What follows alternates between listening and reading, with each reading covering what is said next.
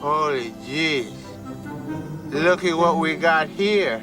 That silly penguin is back again. No, Mr. Madison, they're not penguin. You got too much sun today. They're no penguin. It's too damn hot for a penguin to be just walking around here. I gotta send him back to the South Pole.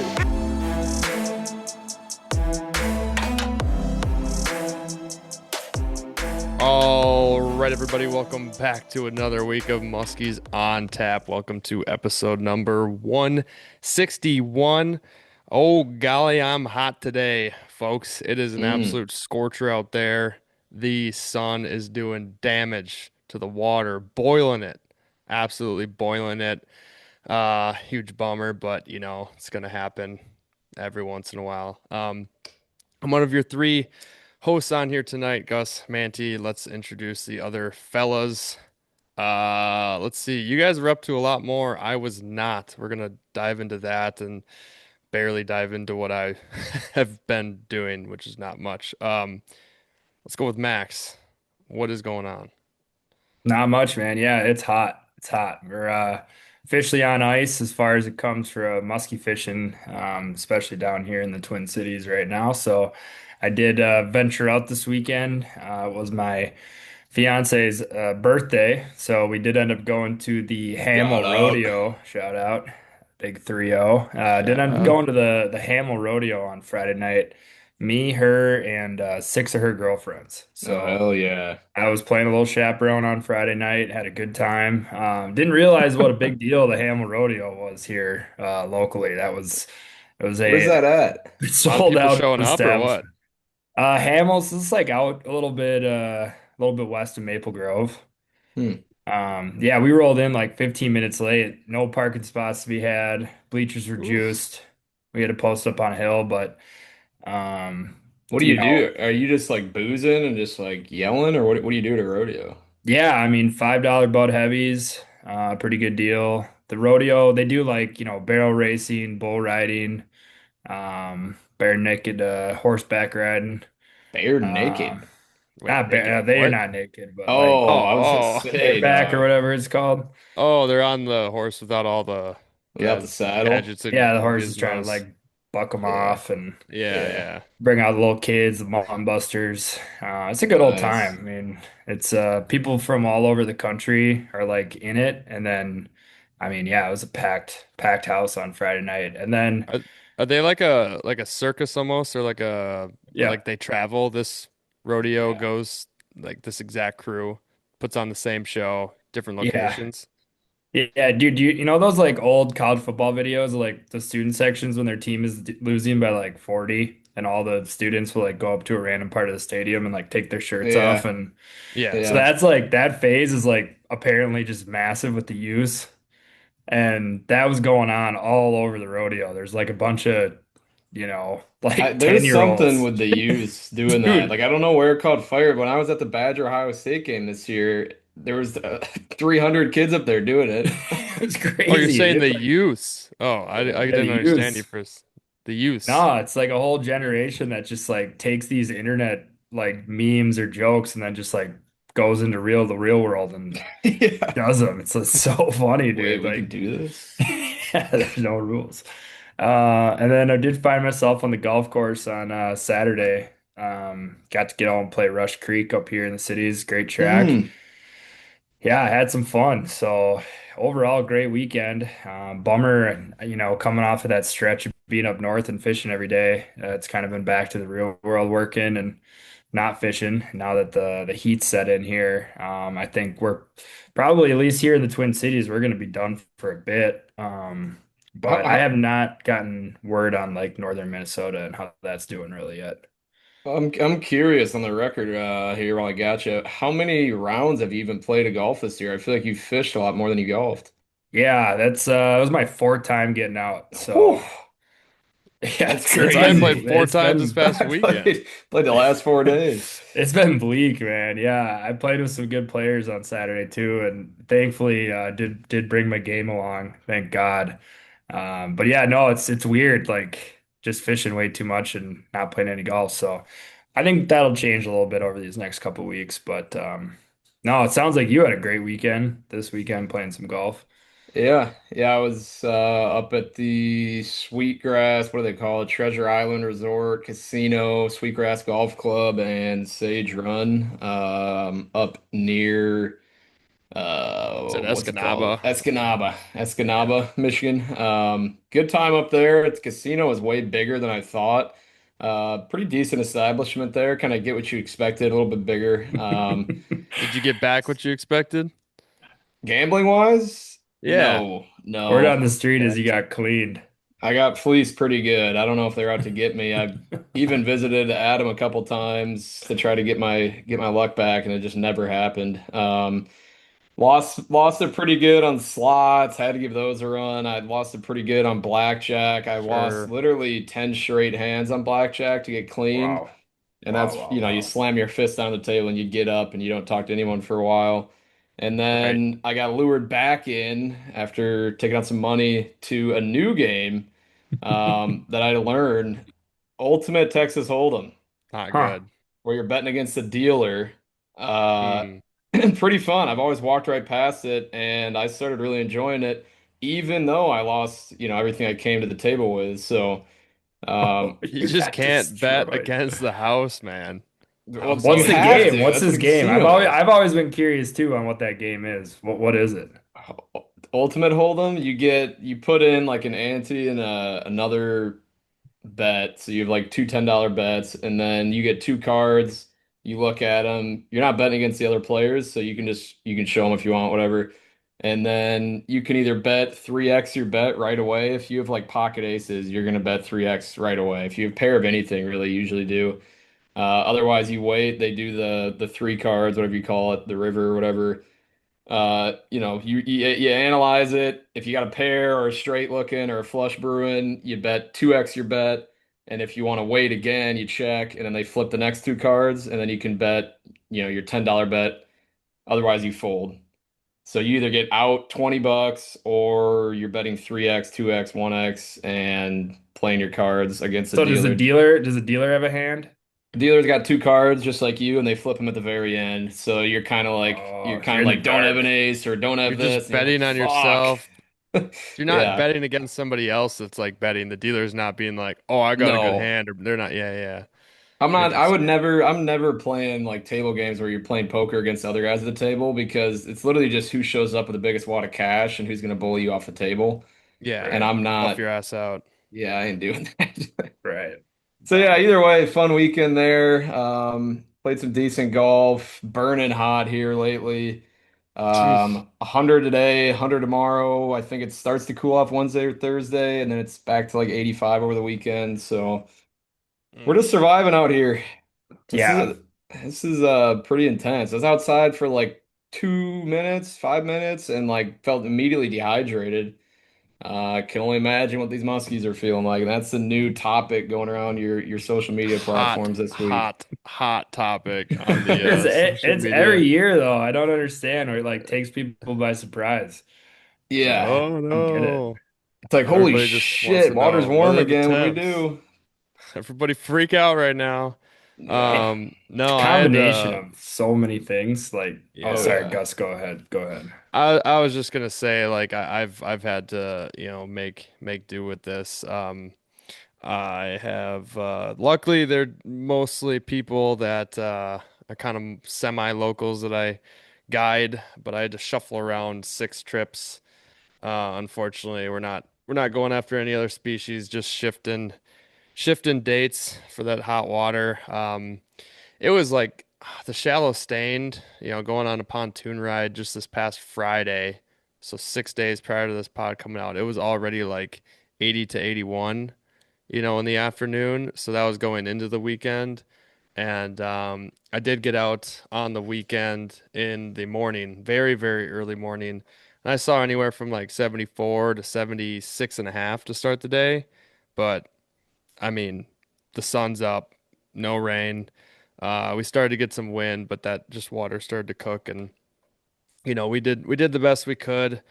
Fishing is even tough on those heat ups, honestly. A lot of nipping fish, and the ones that we boated, we just very, very barely handled, and I opted out of. And they told me this too going into this year for doing some pit tagging for the DNR.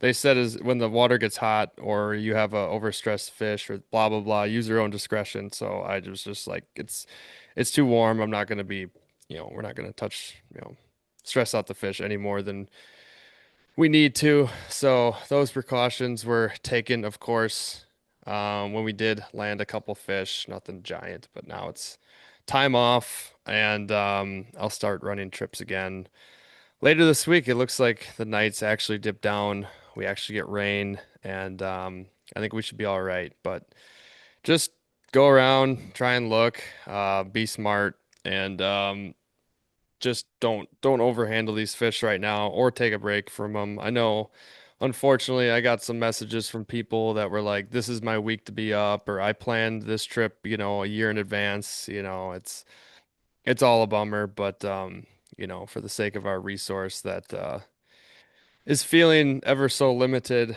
after this whole last year of stocking this, all that stuff. So yeah, just be careful out there, folks. Plus, nobody wants to fish in 90 to 100-degree weather.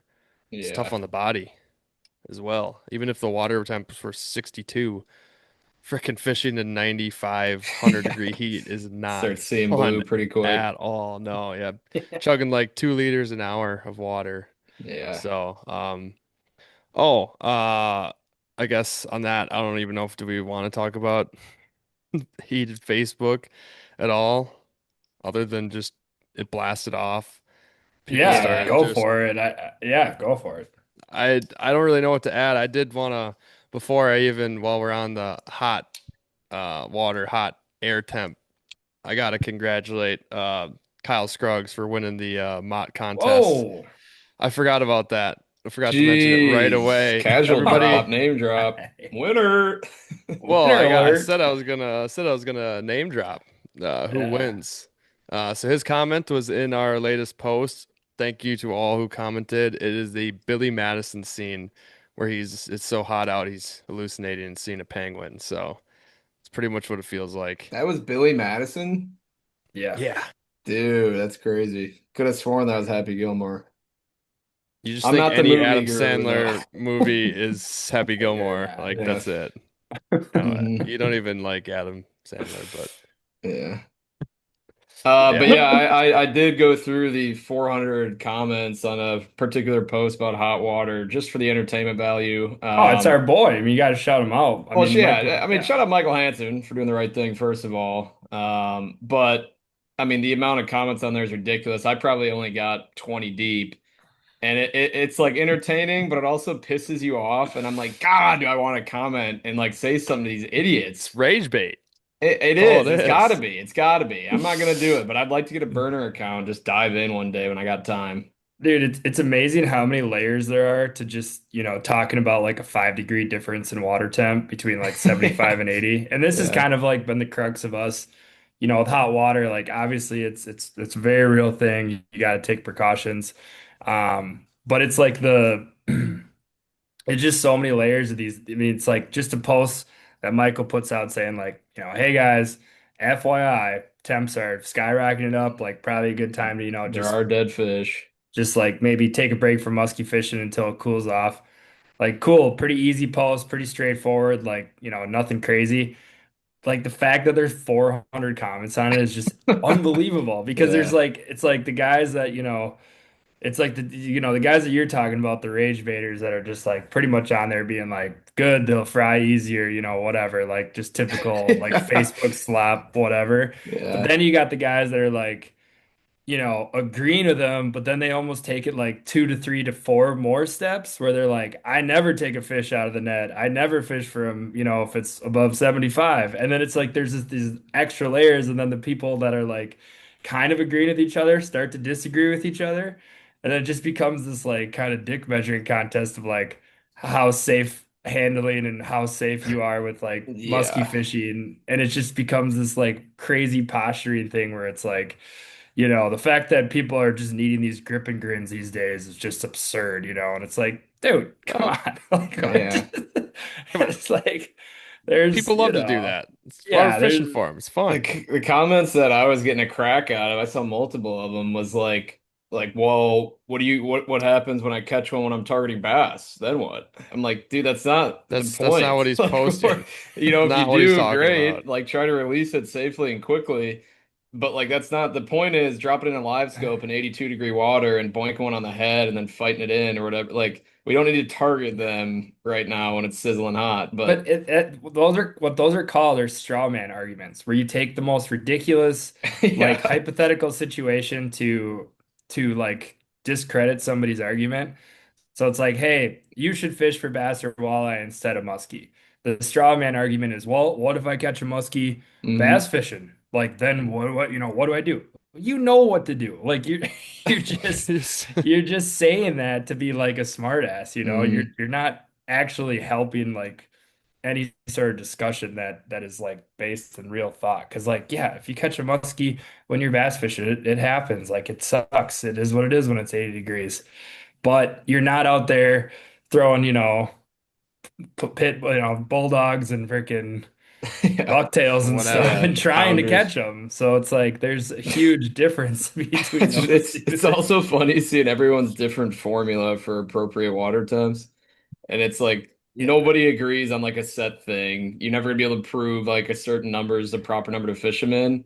But it's all it comes up to discretion, which just creates this boiling point of But argument in the comments. it doesn't seem like it's that hard to figure out though. It's like, if the water's hot, it's in the upper 70s and climbing, probably a good time to start to shut it down. And if it's in the mid to upper 70s and you catch a fish, you can make the call whether you want to just net Yeah. release it or whatever. But like, yeah, the guys are in there, saying that they don't fish for them over 73, 70. It's just like, okay, what Yeah. number What's going there's on no here? universal number we can all agree I on. mean, It's and just, if a few degrees matters to you, then, if you can, don't drop into a 300-acre, chocolate milk lake. Go find a deeper lake nearby, clear lake nearby. If you're in Vilas County or North Woods, it's probably within 20, 30-minute drive to find a few degree difference in cooler water on a bigger lake. So I don't know. Another thing to Certainly found decide. it. Yeah, certainly found it over the weekend. I don't really, now that it's 90 to 100, I don't really trust it in a lot of places yet until it kind of drops a bit. And even on the backside of this, like it's not like you just ramp right back in and, peaches and cream still gotta probably be very, very careful, honestly, even on the backside of this. But I mean, we need like a true cold front. I could look back at the weather. I thought I saw like highs more in like the mid to upper 70s eventually. Yeah, so it's gonna like slightly cool off with storms and rain Friday, Saturday. Highs of still like 80, 82, 82, 79 on Monday and some rain. And then the following week, Tuesday, 75, 73 are the highs and the lows in the low 50s. Love that. That's gonna get it right back to like Yeah. 74 to 76, 77-degree temps. And I don't know. I think fishing's going to be phenomenal. You get this long of heat, fish don't like it, we don't like it, and it's summer, and they still got to eat, so they're going to chow on the yeah. backside of this I, for I sure. But do it's feel for those people though that are like, this is my one trip. Like, I mean, I can only imagine, like, imagine we planned, Canada this week or something, and it's like just boiling hot. I mean, like you said, lake temps aside, I mean, you just don't want to be out there in yeah, 98-degree it's pure sun and wild. wind. It's wild though. Like not to like justify fishing in stupid hot water in any ways, but I've heard stories of like Canada, especially Northwest Ontario, can get just as hot there than here during the summertime. But since they're so far behind on ice off and they can have much colder nights that I've heard of like in some of the dirtier water, they can see like as hot as 85-degree surface temp, and then the sun dips down a little bit, or the clouds come in and it drops like to 72. Like that's I how bet. much it can change. Well, yeah, and Um, also those lakes are massive, they're huge systems. it's It's giant. way Yeah, way different than talking about standalones, A big pond. whatever. Yeah. We're yeah, in the lakes of our sizes in northern Wisconsin, like right now, I was seeing maybe a 1.5 degree difference on like different sides of the lake. So it's not a lot. We're those large systems with a lot more current, in northern Minnesota and Canada, you're gonna probably see like big changes of temps. So you're pretty much always gonna be kind of fine on any given summer, to be honest. I wonder when like the hot water stuff started to really play a factor, when like it became more of a known thing. Because I do I feel like that's been a more pressing issue over the last like maybe I could be totally wrong, but You like don't see it. 7-ish years. You don't see it in any of those books you're reading. No, I don't I Writing know know. letters to each how. other. I saw you fishing on that 100-degree day. Yeah, No, I don't know what it took. Like dead muskies, seeing them around at like a certain time of year and be like, wait a second, put two and two together, maybe, I Yeah. guess. I don't know. yeah. I mean, just for any time of year, the big things, just not overhandling these fish and remember to frickin' wet your bump boards. And this goes for everything. Like if you're gonna catch a walleye and release it, don't just slap it on a tape measure on the dry carpet and then chuck it back in Yeah. there. It's probably gonna just damage the shit out of that fish. So I mean, just if you're ever doing the, catch and release, just wetting your gloves or hands when you grab the fish. And honestly, I learned all this from trout fishing before getting like super into musky fishing. This was all in trout fishing, on never handling a trout while, dry hands and all that stuff. But anyways, I do have a quick shout out. I believe it comes out. I don't remember if it drops like before this pod comes out or the night this pod comes out, but old Doug Wagner's got a new video that's dropping shortly. He says it's like a 90-minute video for them Yeesh. on opening week or weekend or something like that. Musky fishing Canada with him and Jesse. So that's gonna be probably pretty sick, I Where's assume. that dropping at? Their YouTube channel Oh, publicly, nice, Doug nice. Wagner fishing. But on that note, definitely wanted to also shout out. If you're going to sign up for Next Gen Muskies, use code MOT10, MOT10 for 10% off that. Um, and also shout out Thorne Bros as well. Shout out. I may or may not have ordered another trolling crankbait from them, but it's all Dog. good. Dog. Didn't even tell the What? crew. Yeah, you didn't Didn't even even run this tell the by crew. us on color selection, nothing. That's kind of Nah, nuts. nah, it's chill. It's chill. Don't worry about it. Um, yeah, no. So, and like we Gus, you kind of alluded to it earlier. Obviously the state of Wisconsin, we spent so much time talking about it this spring. We figured, been talking to my buddy Keegan, who's wanted to get us on with a friend of his who we'll introduce shortly to talk a little bit about the Minnesota long range plan forecasting, things that they got cooking here in the state of Minnesota that I think overall sounds like it's headed in a very positive direction. So I'm excited to actually talk about some muskie management in a positive way this evening. Mm-hmm. And it'll be interesting to kind of get schooled, and hopefully everyone can learn a thing or two. I know we will. We're going into this one pretty blind, so Blind, open-minded, everything. Like, we're not, I think this will be really exciting. I mean, usually we have, believe it or not, usually we do have somewhat of a game plan on some of these podcasts, or maybe we know the person we're having on, relatively well. But this will be a new one for us, and we're excited to hear all about Minnesota and the state of that.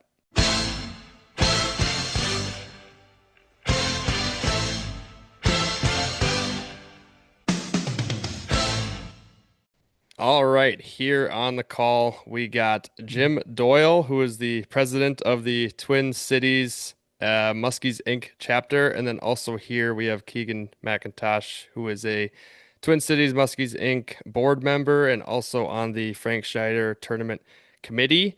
And as he just said before recording, a ball knower, maybe, of the soccer style or football, as they call it. So, before we get into what Jim has for us here tonight, Keegan's got to get something off his chest. He must have listened to last week Yeah, or yeah. just I was watching the listening games. last week, and like the main thing that I mean, there was all of it jumped out at me. I just was like jumping out of my chair trying to hop into that conversation. But uh, the main thing that you guys were talking about was like why the US got beat by Belgium, who I can't remember. They have like 11 million, and we have, I don't know, 300 some million people here.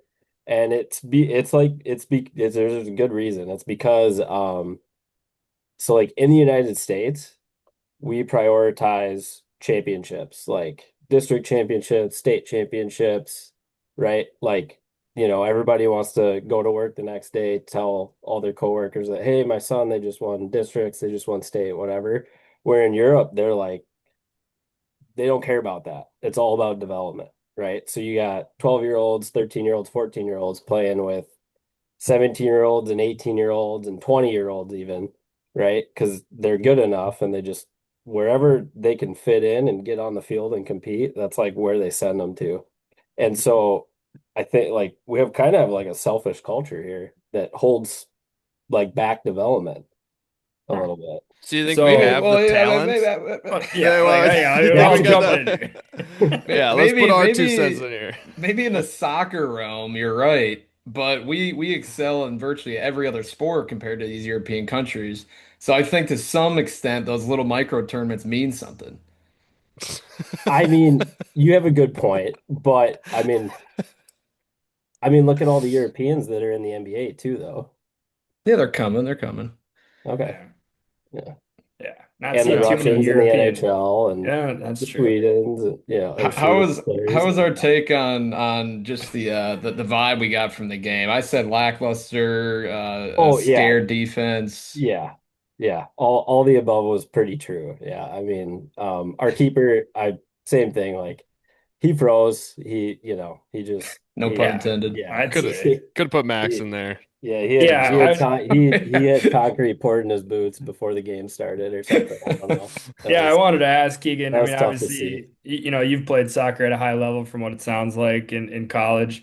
What were your thoughts on my take about anybody could be a soccer goalie? Yeah, that one, dude. I was like, you should go stand in a net, and yeah, you'll learn really quick. You'll learn really quick. So Yeah, my I honestly Instagram now think, is just flooded after that podcast. My whole Instagram is just highlights of soccer goalies Yeah. making crazy saves, and I'm Yeah. like, yeah, all right, yeah, I get it, I and get it. like Fair enough. just so like you talked about like going to the Loons game and watching the Loons game. Yeah. If you were to go to a training session and watch a training session, Mhm. and you watched how the goalies train compared to the rest of the team, you would be like, I do not want to be a goalie. I mean, the way Fair that they enough. train and what they have to do, Hey, it hand would up. not be fun. Hand up. I'll walk it back. I was heat of the moment. I was just, I think, a Hey, little couple. bummed out. I had a couple heat of the moment. I'll walk it back. But yeah, hey, 4 more years, we'll be back, right? USA culture change. This is the wake up call we needed, right, It Keegan? is. Yeah. All right. Yeah. All right. Yeah. Sounds I good. think I mean, I don't know. I still don't know if we're gonna have what it takes to get past the round of 16, but we'll see. Yeah. I'm, Yeah. We'll I'm maybe be not that listen. optimistic. Tune into that episode of Muskies on Tap in 4 years Yeah. to find out. But we're gonna We'll be We'll back. bring on We're gonna Keegan move for our on. World Cup preview. in 4 Yeah. years. Yeah, there We're we gonna go. move Yeah. on to a bigger subject, much bigger topic. Back to Muskies, the name of the podcast, the reason why we're here, and we got you on here, Jim, to talk about a ton of stuff. This is mainly going to be on Minnesota, but anybody can take notes, follow along on what's going on. But maybe let's go with a background, like who are you? How'd you get involved with Muskies Inc. and Muskies and all that, and we'll take it from there. Well, my name's Jim Doyle. As you mentioned, I'm currently the president of Twin Cities Chapter Muskies Inc.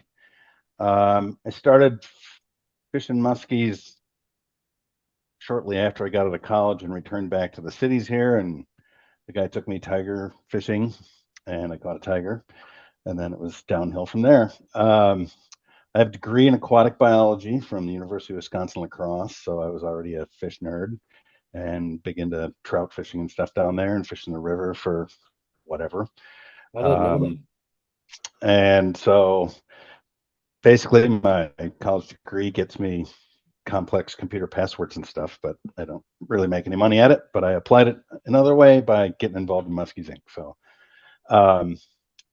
I joined shortly after I started fishing for muskies seriously. I joined the board. Well, I got pointed at and told to join the board by a couple of the early founding people. And I don't know, I've been on the board for like 25, 26 years, something now. So I was secretary for 7 or 8 years, and I've been the president for something like 8 years or something like that. So I've been, around it and known what we've been doing for quite a long time as far as projects and coordination with the DNR and how things, the relationship with the DNR has changed on managing waters and how to support and all that kind of thing, as well as lots of the other activities and stuff that we do and outreach we do. So kind of all over the place on that stuff. Just to kind of cherry pick here, because obviously we could kind of start wherever, but you mentioned something just with the relationship you guys have with the DNR. How would you kind of qualify how that relationship is right now, and maybe how it has progressed or regressed? I don't know. I mean, we're coming into this very, very blind, so I'd be curious to hear how that's going. Yeah. So Muskies Inc. was founded. We are the founding chapter. The Twin Cities chapter is #1 chapter and the founding chapter. There was basically a couple of news sports writery people, a couple of politician or politically connected people, and Gil Ham wanted not to have to drive to the Chippewa Flowage or Lake of the Woods or far northern Minnesota to fish muskies. And they said, why can't we have a better quality muskie fishery here around central Minnesota? There's the potential for it. And that's what got things started. And it was it was the late 60s, early 70s. It was a little easier to get coordination and cooperation. Muskies Inc. actually ran a hatchery in Minnesota for several years in Battle Lake, raising fish and stocking them. Unfortunately, Minnesota stocked what are called shoepack strain muskies for a good long time because they were able to get fish out of one little lake in the boundary waters that had a strain of muskies in it. Unfortunately, they were runts. They never got over about 42 inches. And it took them over a decade of trying to catch Leech Lake strain fish to get eggs in the first place. They netted and netted and netted, and until they actually went fishing during the spawn and then started raising fish in completely different areas of the lake than they thought they should be netting, did they have any idea where to put nets and get fish. So that was in about 1985. So 1986 or 7, they finally started stocking Leech Lake strain fish, and it took a few years for those fish to start growing to some decent size, and the fishery's just gone off since then.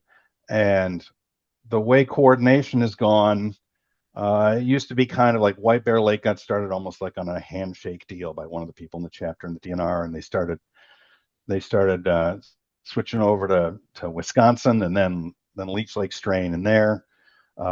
They put shoepack fish in all kinds of lakes around the state. Most of them didn't take. The fish never got very big. Nobody really gained an interest in fishing them. And when the Leech Lake fish really started to take off, the DNR was contracting with about 5 private operations around the state growing fish. And the way we would work with them back then in the, say, late 90s, early 2000s, if they came up short rearing their own fish, it was very easy for us to say, hey, we contact the 4 or 5 people raising fish and say, hey, we need a couple hundred fish to go into whatever lake is shorted, just to make sure it's kind of trying to stay on plan. And over time, with VHS coming in, so they couldn't transfer fish around as easy, and you had to kill a bunch of them to test them for disease. Slowly, the DNR said, we're going to do the majority of the rearing of the fish. And so we've been down for quite a while to just one outside source, the Minnesota Muskie Farm up in Alexandria, raising Leech Lake strain fish versus 4 or 5 before plus the DNR. So muskies are very tricky to rear. You can have gangbusters years and then really low numbers for 3, 4, or 5 years, and then you get another huge year. And that had always been a struggle. The old management plans had a maximum target you could stock to, and then if you didn't hit it the next year or you had extra fish, you couldn't kind of go backfill. It was very much a one-way street kind of plan in case they decided to do population studies on lakes and things. And we pushed really hard for the last 15 years to say, we got to make this a way that we can cooperate and we can help support more consistently. It had been, we would get a gangbusters year and they have so many fish they don't know what to do with them, and they could stock ahead or backfill on stuff they missed a year earlier, and they'd say, well, we can stock a few ahead, but we can't backfill. So the real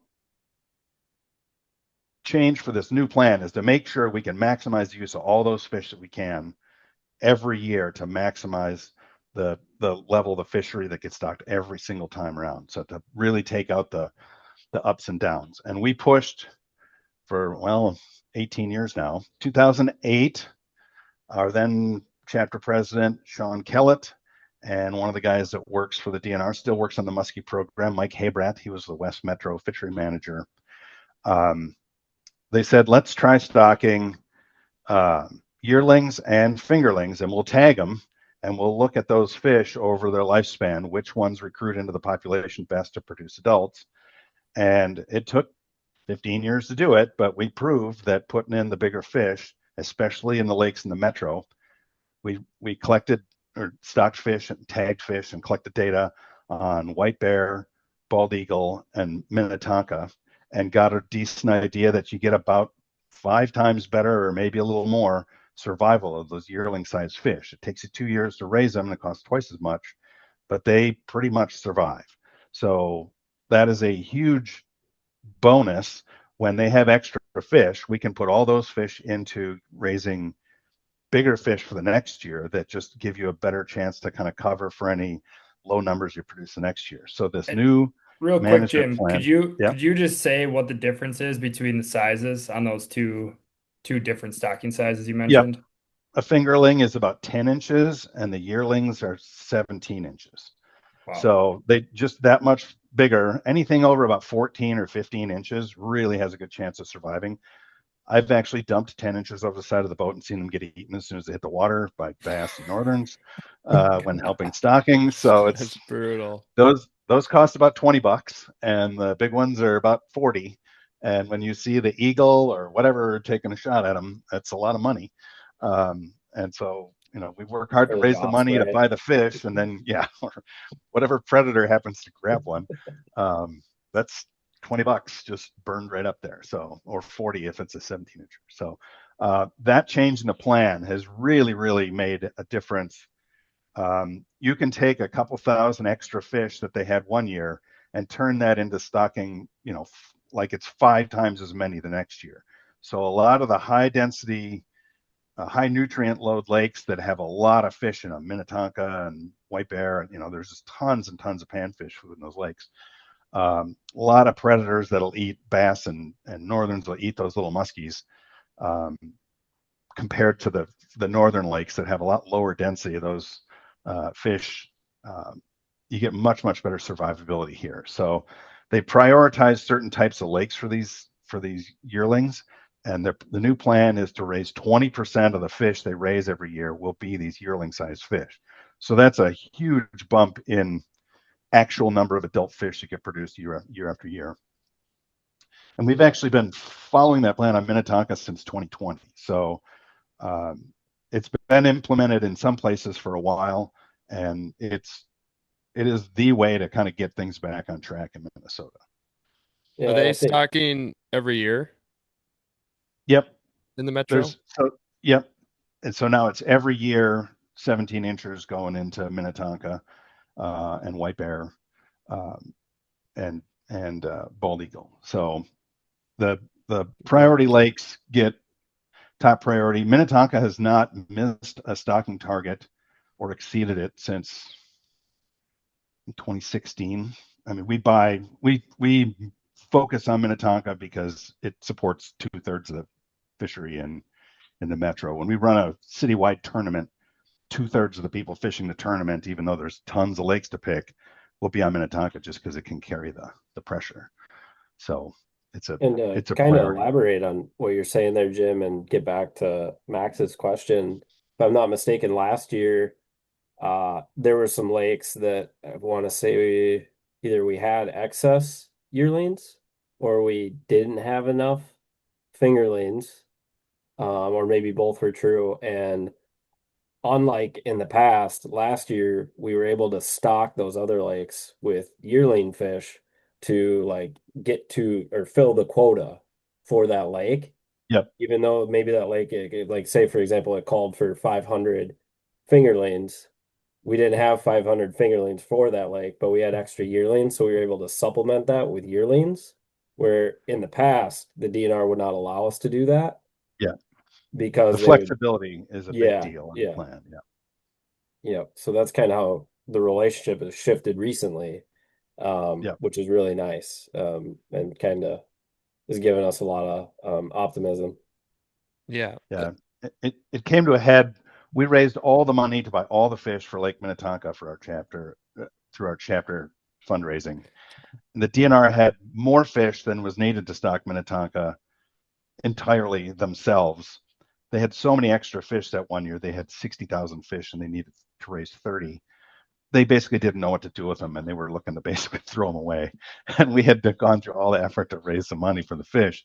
So it really brought it to a head saying there has to be flexibility. We have to come up with a way when we get these, gangbusters years, we need to be able to maximize the output from that. So carrying them over in ponds and growing them, we've been growing them indoors and keeping them under ice in ponds that'll overwinter, trying different ways to maximize that. And that is the way to even out the ups and downs of rearing muskie, because it can be a real gangbusters year and a total bust.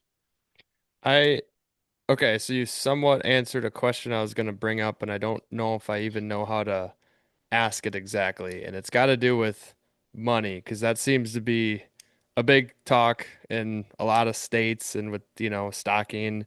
Can we afford it? This and that. And you just mentioned that your Muskies Inc. chapter or whatever, that raised money to purchase these fish. So in general, are these being stocked on the basis of the DNR purchasing them, or is it almost entirely now up to you guys, or a mixed bag, or how has that kind of changed? We work very closely with them to say we're going to raise money to stock fish. We'd like to say where we want it to go. The plan now, the way it's set up, prioritizes the big lakes. It prioritizes Vermilion. It prioritizes Minnetonka, Mille Lacs, as the lakes that carry the most people and should be the ones that we should make sure are on their plan. We have complained in the past that we can't just go and ask people for money and go, well, we don't know where the fish are going to go. So we'd raise money to say we're going to put them in Minnetonka. Last year, between us and Thorne Brothers, we pulled together $75,000. They supplied half of it. We supplied half. A whole bunch of those fish, and 700 and some went into Vermilion, and a whole bunch of them, 1,300 something, went into the yearling production plan. So we get huge bonus out of those fish because they're now out in ponds getting real big for stocking this fall. So it varies year to year, but we try and keep the big hitters on plan or above. They'll allow stocking above target on Vermilion. They have in the past on Minnetonka. We don't really see a need for it now because of the yearling plan here on Minnetonka. It's made a very noticeable difference in the number of small to mid-sized fish we've been seeing over the last several years. So that seems to be getting a much better dose of fish, and they're surviving. That's the important part. So the whole plan now is much more flexible, and the DNR allows us to say, hey, we know that people are struggling on this lake, and we'd like to try and support that in some way. And doing the yearling thing, I mean, that's just a bonus for everybody. The more yearlings you put in, the more fingerlings that go in the lake that get fingerlings. So we actually had a lot of discussion with them about not adding more lakes in Minnesota right now as musky lakes, because they can only raise so many fish, and we'd just be spreading them thinner and thinner. And we're trying to get away from everybody go to the hot 2 or 3 lakes. And now some of the hottest lakes are not very big lakes, and you're getting an awful lot of pressure on a couple thousand acre lake. that's been one thing that's a challenge for the plan. I don't know if that'll get better, but the yearling situation will help. For instance, Minnetonka is a 2/3 deep water, 1/3 littoral acre lake. They base the stocking based on littoral acreage. So if you have a lake that's 50-50 deep water and shallow water, 17 feet or shallower, it gets a higher number of fish than one that's 2/3 deep water and 1/3 shallow water. That will get fewer fish because that's what they consider the habitat. And so even though lots of lakes, the fish go out and suspend in open water, they don't count that as habitat area for determining the number of fish that go in. So that's been a challenge on some of the lakes that get some punishment because of their ratio of shallow to deep water. So most of the really hot lakes in Minnesota that are stocked lakes are the ones that have a higher ratio of, they'll have a big shallow bay and then a main open basin. And they'll just get more fish because that's just the ratio that they stock by. So that kind of plays a little bit of a role. Certain lakes get a bit of a punishment for that, and it can impact fishery. I mean, the fish are using the open water, they just don't count it. Interesting. I don't know if I've ever exactly heard that before. Yeah, it doesn't make sense, does it? No, not necessarily. I mean, as soon as a little wee Minnesota fish grows to be probably about 30 inches, I think about that size, you can start catching them in open water. I mean, we do out here on the Eagle River chain, we've caught some dinks in open water. So, seems like there's a lot of those 30 inchers out there.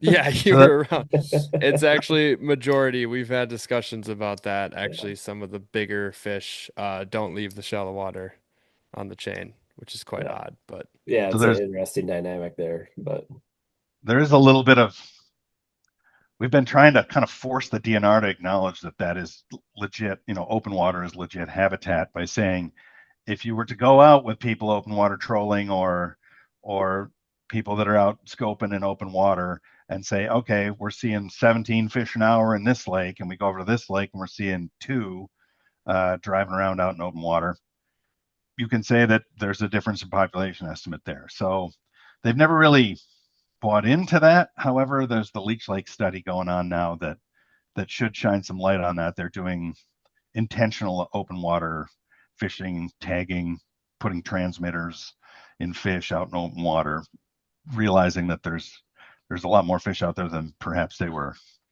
accounting for in lakes with open basins, especially with open water forage. More just like a general question on back to like the relationship with the DNR, like, and I don't want to get you in trouble by any means. It sounds like your relationship is quite good now, but like, I mean, are these conversations like slow moving? Like, do you feel that it takes a lot of like research to kind of back up general like observations that are kind of well known? I mean, as we kind of sit here and talk about like them not, qualifying open water as habitat for muskies, like us, 5 are sitting here, and obviously we know like that muskies use open water. I just want to get like a general sense, like how much do you think these DNR, ladies and gentlemen are in tune with the muskie fishing, or like I guess I don't know if I'm asking it correctly, but hopefully you're kind of picking up on what I'm trying to get at. Yeah. Well, I would say it's changed quite a bit. There were the guys that went and found the Leech Lake fish spawning and then started netting them were hardcore muskie guys. They were absolutely into it. And that is, over the years, that those guys are long retired, but it's kind of come and gone. And muskie's got a, oh my God, they're going to eat my grandchildren rap for a good while in Minnesota. We've gotten past that. I would say of late, we've had very good cooperation, but it did take some significant input to really get things moving for this new plan. There were a couple of things that happened in quick succession that I think really got their attention and got things moving. An interesting one, during the pandemic, we had Steve Heidig as a guest over a Zoom call for our chapter. And he just happened to mention that he was college buddies with the head of fisheries in Minnesota. So he said, would you mind letting him know that maybe you don't fish here anymore? You're about the most broadly experienced musky fisherman there is and have the best view overall of musky fishing across its entire range. Would you please maybe send him a note and say, I was there when Minnetonka was great. I was there when Vermilion was great and Mille Lacs and all that. And now you just drive on through to Canada. And so that was a just dumb luck. We ran into that, in a conversation. There was a DNR assessment of Lake Mille Lacs around that same time, and they were asking for public input on what they said was the status of the fishery.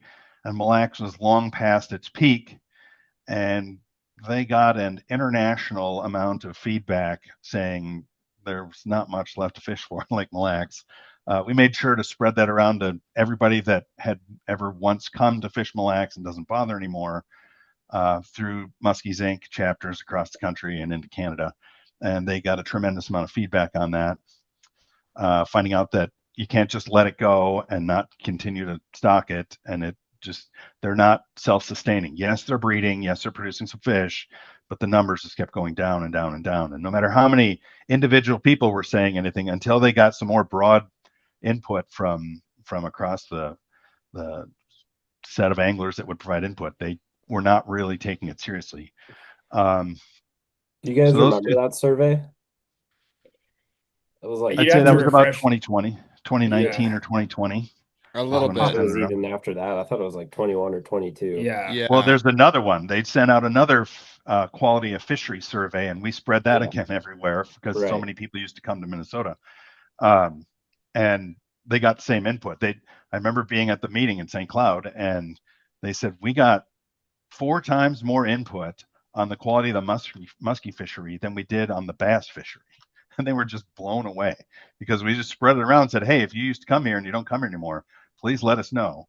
So you think they were legitimately shocked, because it is, again, it kind of just goes back to the point of I think in the musky world, in our universe, everyone kind of knew that Mille Lacs had fallen off a cliff. Everyone that knew, Vermilion was going through some really tough years. I heard, I just started fishing the Metro the last 4 years, and I was told, it is better now than it was, a couple years prior to that. So, you think the DNR was legitimately shocked to kind of hear this feedback of oh shit, there's not a lot of muskies in Mille Lacs anymore? Yeah. I do think they were a bit because they were just kind of letting it run on autopilot. It got so big and so good. The percentage of people that fish muskies in Minnesota with Minnesota licenses residents was 2% in the late 80s. And by the early 2000s, it was like 18 or 20%. Just a massive increase in number of musky anglers. And they're like, oh, look, we did it. And it was just kind of, we'll just kind of be, treading water with that. I do know that there's some inaccuracy in the early stocking records of the Leech Lake strain fish. There were definitely fish getting put in to lakes that weren't listed, and more fish going in than were probably in the logs. I've got the logs all the way back to the 1950s for muskies in Minnesota, in a giant spreadsheet. And I was catching large muskies in lakes that never had any put in them, in the Metro. So that was, there were some holes in the data, let's just say. And so that's kind of lost to history and nobody wants to believe it. So here's the numbers in the old plan, and we'll just transfer them over. And they just kind of kept following it. And that as it trailed off, they just said, well, that's just naturally the way it goes. But they're not getting any reproduction. There's only 2 or 3 waters at the most in the state where there's significant input from natural reproduction of Leech Lake strain fish. So there's only one I can think of that doesn't get stocked really anymore. North Star up by Marcel. It's a fairly small lake. It's a really fun lake to fish, but that seems to be holding its own without stocking. But there's significant reproduction in the St. Louis River. Don't tell anybody, but there might be a little in Vermilion. But it's not enough to maintain it for sure. And there's a little bit in Mille Lacs, but it obviously isn't enough to maintain it either. Nothing in the Metro, nothing. There's too many panfish. They just eat all the fries that they hatch. And sorry if I kind of keep hammering on this point, but it's so if the DNR, thinks like, okay, these lakes are sustaining through natural reproduction, are you almost to the point where you're like, hey, we still need to supplement stocking to help out, even if there is a little bit of natural reproduction going on, or is it not that like black and white? I would say the only one that they figure it's self-sustaining is probably North Star. The rest of them, yes, they have evidence that there's reproduction, but it's not like they're factoring that into their stocking. They're continuing Okay. their typical level Yeah, I stocking. think we've gotten past that where they Yeah, used to think that, you know, okay, we built the population here, now it's going to sustain itself with natural reproduction, and then we had the crash of all any number of lakes, and they've kind of realized now that that's what happens if you don't yeah. continue to stock. I got a question here for a lot of these fisheries other than basically Leech Lake where you have your native, I assume the native Leech Lake strain.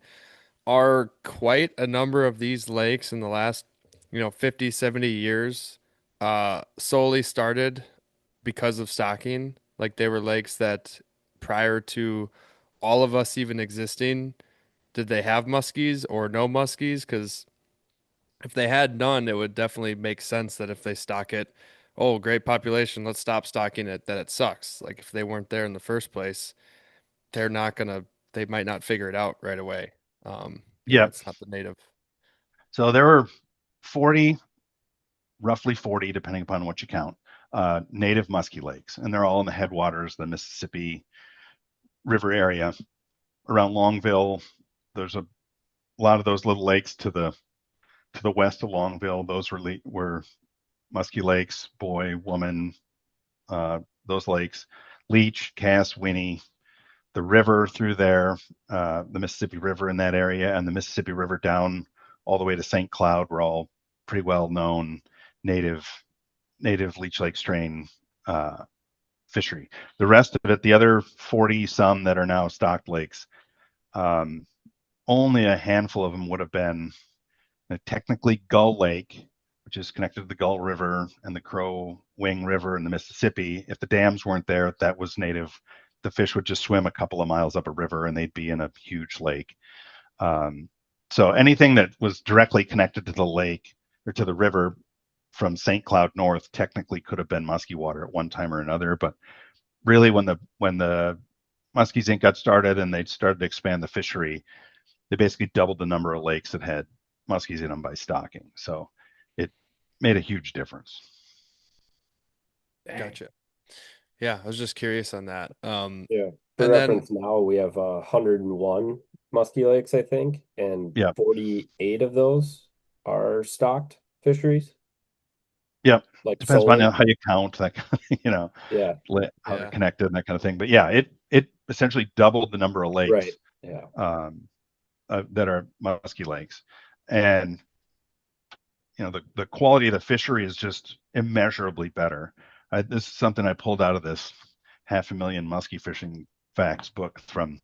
This happened to be written in 1994, so not long after the Leech Lake program started in Minnesota.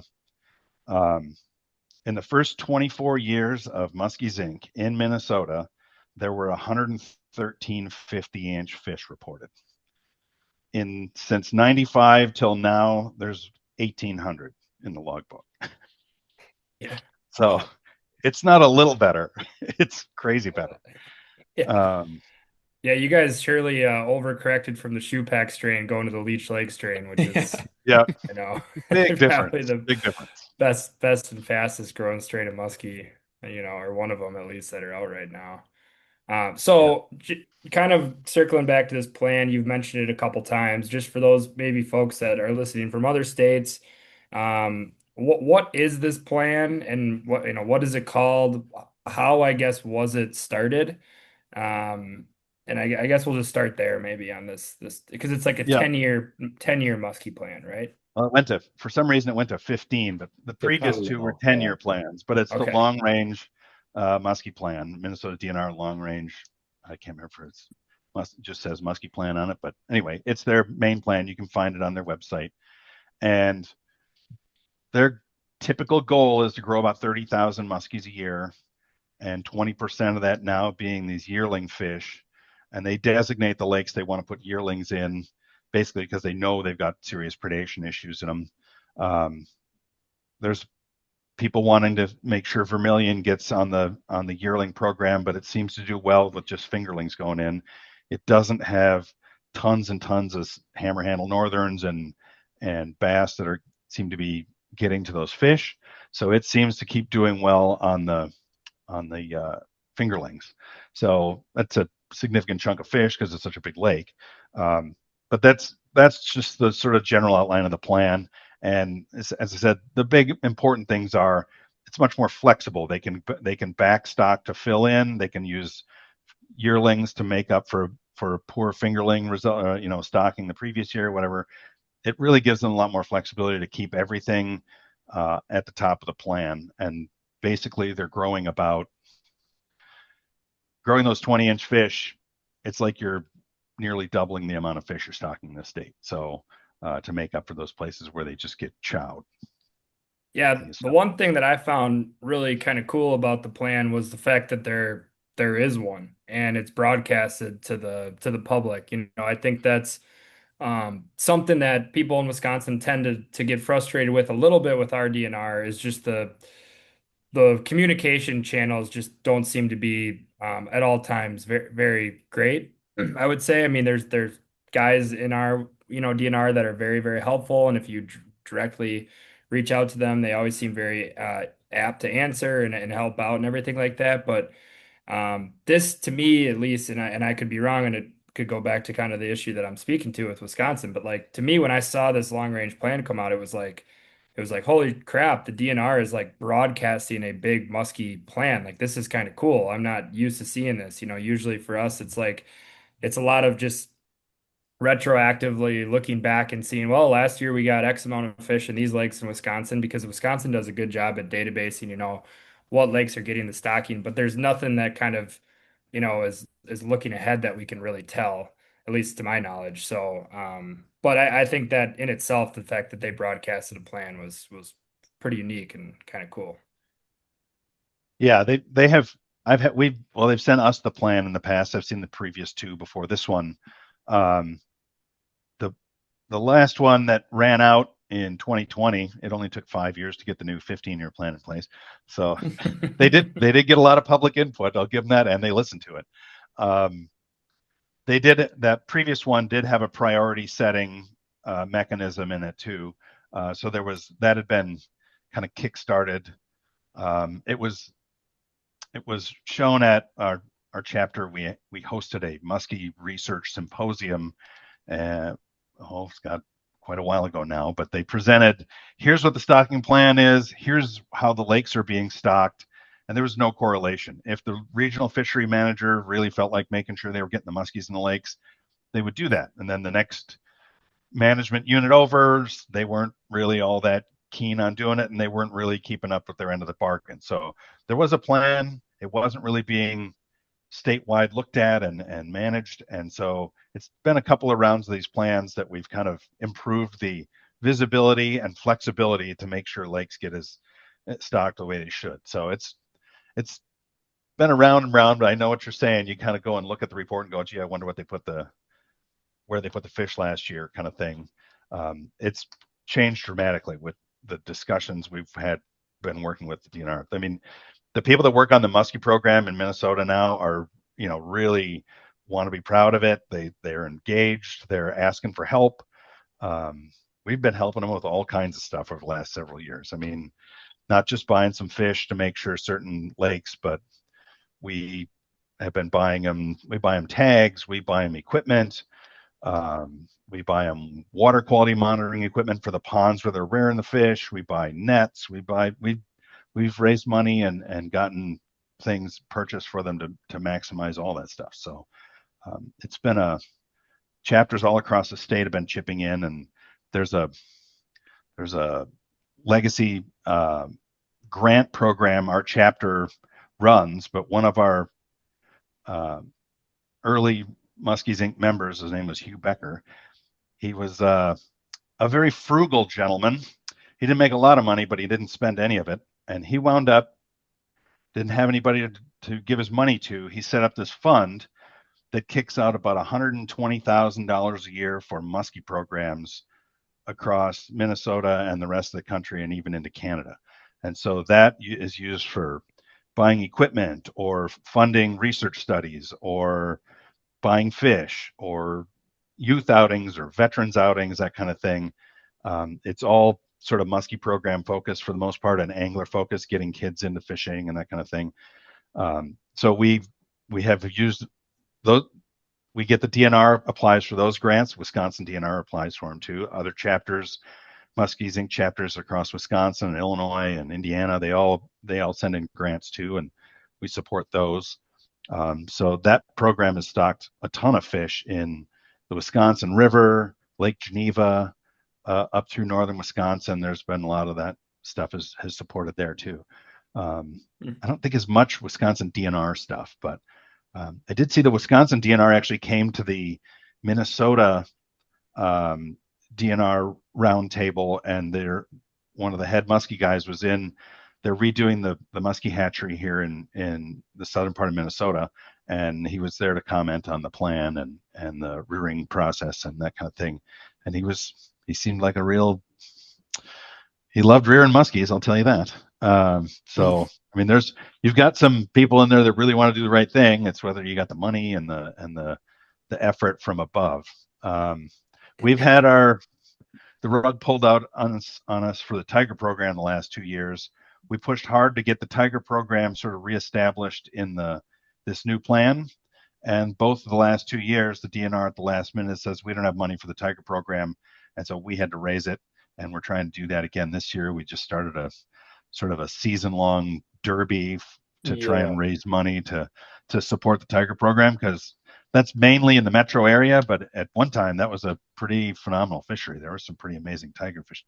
Yeah, I want to speak to that really quick, Jim. I guess, and I'll ask you this. I mean, how many tiger lakes did we used to have in the metro? Wasn't it like 20 or 23 or something like that? Yep. And I think now we're down to 9, and or maybe 11. But yeah, the DNR 2 years in a row now has come to us and Thorne for money because they don't have any money for that program. So then this year we started what's called the Tiger Derby, and anybody can sign up for it. And it's on FishDonkey, and it's season long. And basically when you sign up, you are basically buying a tiger muskie just to help us out with that program, or maybe 2 actually now that I think about it. But yeah, we just started that because it's kind of seems like it's going to become a pattern. And we just we're talking about all the money we're spending and everything, but it's not like we have never ending funds. We still have to continue to raise money. And so we kind of came up with this to try and help raise money specifically for that program. Yeah, that I don't think we've done a good job of getting the word out on it though. But there's prizes I think coming from Thorne Brothers to help with that, and for top 3 finishers in that derby. But yeah, that's just kind of a new thing that we just started this year. So, sweet. Yeah, we're trying to reach out to usually tiger muskie is sort of your gateway drug. It was for me and lots of other people. And so we're trying to reach out to those people and say, hey, if you want this to be a good fishery, you're probably not a member of Muskies Inc. because you're sort of just getting into muskie fishing or don't understand the extra support structure to keep the fishery up. So it's a way to reach out to those people. I mean, our chapter is 400 people. It's not like we've got unlimited funds. So we're, bleeding a lot of money out of the same little group of people. And when we have our big tournaments or our banquet, 2/3 of those people are not chapter members. So we're raising some money out of those efforts too, whether it's the Frank Schneider tournament in northern Minnesota or the one-day George Wall in the cities here or the banquet over the winter. We try and get a lot of non-chapter people in there, and it's like, well, I don't care if they're in the chapter or not if they'll help us raise money. Right. I'd like them to be in the chapter, but if we please buy fish, they're not getting cheaper. So how easy is it for somebody to help out financially? Right on the website, you can donate right into our Twin Cities Muskies Inc. website. Yeah, and I think that's I kind of want to expand on that a little more because I think that's something that going back to when we first talked about kind of doing this a couple months ago, there was a lot of chat about raising money for stocking and buying fish and stuff and like ways to get involved. And one of like the biggest things that people can do that are like out there that are listening to this, and this is for like all Muskies Inc. chapters, is like their tournaments and their banquets that they do are, I mean, just participating in those goes such a long way. Like you don't have to help out with Muskies Inc. and to help out with buying fish. Like you don't have to like I guess it'd be great again just if you signed up for the chapter and you actually got involved and helped out that way. But if you're, a busy person, you're whatever, somebody with kids and a family and like you don't have time for that. Like the biggest thing that the general populace of muskie anglers can do is sign up for those tournaments and those banquets Hmm. and just go to those. Because that's where we raise a ton of our money and you know you don't have to be a chapter member to do that. You don't have to do any of the heavy lifting or the legwork to get those things going. Just participate. Sign up and participate, and that goes a really long way. I was gonna ask That's that before when you brought up the Frank Schneider, if that's kind of your main way to fundraise throughout the year. How big exactly is that tournament? Is it still growing yearly? Yeah, Uh, unfortunately, it's well, not. yeah, we haven't had the outreach. In fact, as I mentioned before we get started here, I have this giant spreadsheet in front of me, and I've been trying to turn it into some things to get the idea across of what it is. But it started in 1968, and from 1968 to 1987, we had first tournament had 35 people in it, but by 1973 there was 460 people in it. 1976 there was 700 people in it. Jesus. All through the, I'd say from 68 to 87, they probably averaged 700 people in the tournament. And I just did the math. They were averaging about 500 hours per caught fish back then of total angler hours. So it's a 2.5 day tournament, 28 hours of Wow. fishing. And it was about 500 hours of fishing per 30-inch or bigger fish entered into the oh tournament. my God. And Mm. so from 87 to 2000, there's still a lot of people in the tournament. There's 700, 800, 900 people in the tournament. I think the highest is 950 in the year Holy 2000. cow. That was still 350 hours per caught fish. But it was up to 36 or 40 inches during that time period. From 2000 to 2020, we're still in the 5 to 600 people in the tournament, 175 hours per caught fish. And from 2020 till now, about 150 hours per caught fish. So it has gotten a lot easier to catch fish in this tournament. And we've been down to about 3 to 400 the last Closer to 5 years or 300. so. Yeah, So we're looking to 320 has kind of been about our average. bump that back up. Yeah, we've had What could you attribute that to? Just even if you're, theorizing on maybe why that is. Um, in 2019, 2020, the pandemic, we had 475 in 2019. We had 487 in 2020. It went 410, 385, 309, 312, 300. So it's just been kind of ticking down the last 5 years. Some of it's marketing, getting the word out. I will say most of the people that put in a lot of the effort to spread the word on this thing are in their 70s or older. And so Yep. newspaper ads don't get what they used to. So with whatever is the hot media channel at any one particular time, we may not have the people keeping up with it as fast as it changes. So it's been harder to kind of get the word consistently out there. It used to be TV and radio ads, newspaper, and before I got on here, we're looking over the posters we're going to be putting up at bait stores and stuff. But coming up with better ways to spread to non-members has been a Hmm. challenge the last several years. So Gus, do you What's I mean, know? I know the national championship up in Eagle River each year. I mean, I think they get 900 to 1100 anglers year over year. I yeah, don't know if they've been declining or if you know how they kind of get their word out and how they market it. that's a good question because I think that's another tournament that's been going on for quite some time, and it's also, more fundraising tournament entirely. I mean, the entry fee there it's low, it's like it's like what, $60 a person or something like that, or 70 or Mhm. whatever, and it's just entirely to donate. But Is that a for Muskies Inc. marketing wise, tournament? oh man, I wish I had. I don't. I don't. I could look it up while we go into another question. But what I wanted to say earlier, we've kind of gotten through it, but it's kind of joking in my head. Like up until when we started with you, Jim and Keegan on the line, it's been like a long-winded answer of just join Muskies Inc. Basically, Yeah. like it all kind of boils down to it's Yeah. a super, super simple way to just, I don't know, support Muskies. Like if you drive up from wherever and I mean, there's Muskies Inc. chapters in all the big cities.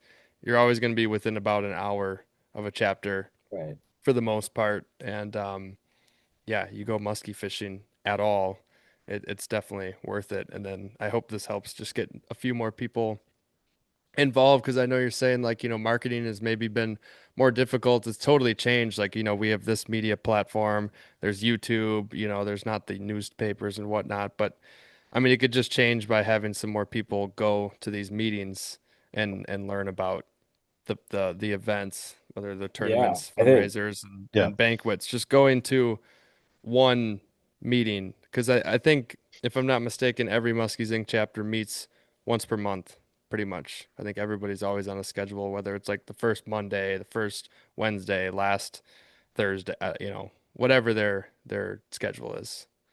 Yeah, Oh, we I mean, actually, we actually stopped ours for the summer, but we do fishing outings instead. So oh, Hmm. perfect. we yeah, start back up in October. Well, we did an October fishing outing last fall. We'll do so that we, again and we start up in did November. September and October. Yeah. Yeah.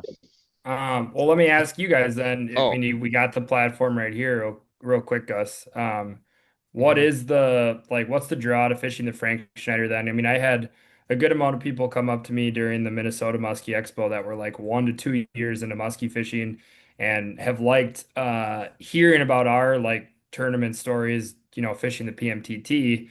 I mean, it seems to me like the Frank Schneider is something you could really get into at all levels, like from up to, somebody Yeah. who's a hardcore tournament fisherman all the way to somebody who's maybe looking to get in their first tournament. Yeah. It's Yeah. more of a outing fishing tournament than a hardcore, there are hardcore people that guides that fish it. That doesn't give you much better of a chance at all of actually winning the top prize. So um, biggest fish has a chance at winning a mount if is it 53 or bigger. Um, but if you catch 5 muskies or 1 muskie that's over 35 inches, you have an equal chance at the grand prize. So everybody that catches a fish that registers gets their name in the draw for the grand prize. And we've actually split the cash prize into three for the last several years. So 3 people get a shot at a decent pile of cash as to win it. And we have prizes for all kinds of stuff.